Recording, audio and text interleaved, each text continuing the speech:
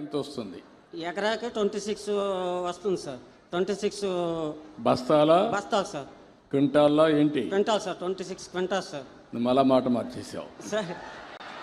ఎకరాకి 26 quintal sir. నువ్వు రాబోయే రోజుల్లో మీకు అందరికీ పాఠాలు నేర్పించాలి. పిల్లల మారిగా మీరందరూ నేర్చుకొని రావాలి. సమాధానం కూడా కరెక్ట్గా చెప్పాలి.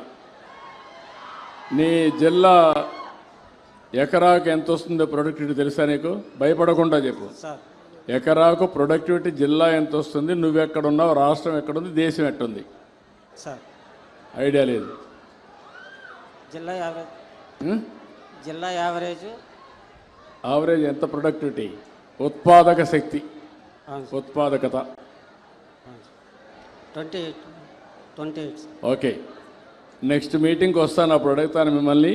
మీ అగ్రికల్చర్ డిపార్ట్మెంట్ చెప్తాను, మీరు అందరూ నేర్చుకోవాలి.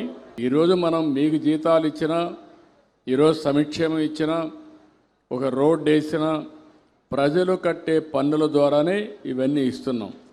ఇచ్చినప్పుడు మీరందరూ బాధ్యతగా ప్రవర్తించాలి. కాబట్టి ఆ విషయం అంతా గుర్తుపెట్టుకోవాలి.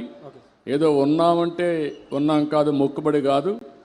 ప్రజలు ఆనందంగా ఉండాలంటే వాళ్ళ ఆదాయం పెరగాలి, మెరుగైన పాలన ఉండాలి. నేను ఒక్కడ పని చేస్తే కాదు, నేను ఒక్కడ కాకుండా మీ అందరి దగ్గర పని చేయిస్తేనే వాళ్ళకు లాభం వస్తుంది. ఆ కార్యక్రమం జరగాల్సిన అవసరం ఉంది, దానికి శ్రీకారం చుడతాం.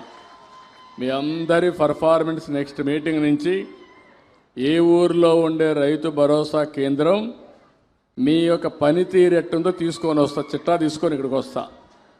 నేను ఇంక ఆకస్మిక తనిఖీలకు కూడా వస్తాను, అది కూడా గుర్తుపెట్టుకోండి.